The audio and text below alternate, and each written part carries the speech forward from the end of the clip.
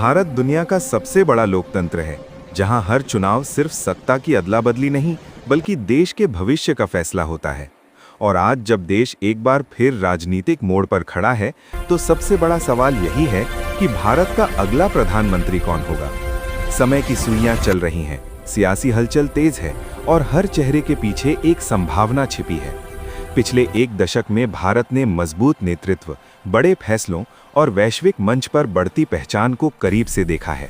चाहे वो विकास परियोजनाएं हों, अंतर्राष्ट्रीय कूटनीति हो या राष्ट्रीय सुरक्षा, मौजूदा नेतृत्व ने खुद को निर्णायक साबित किया है।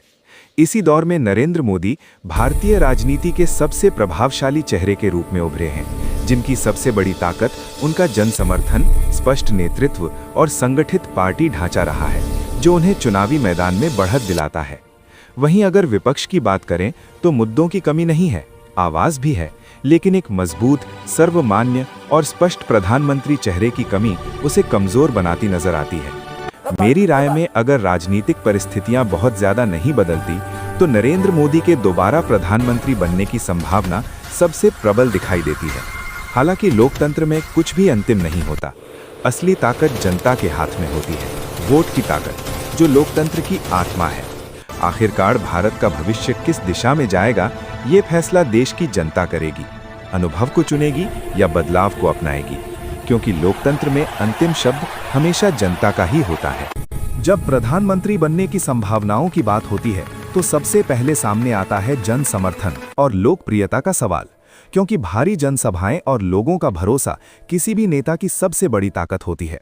इसके साथ ही एक मजबूत और संगठित पार्टी ढांचा, जो बूथ स्तर तक सक्रिय हो, चुनावी जीत की नींव रखता है।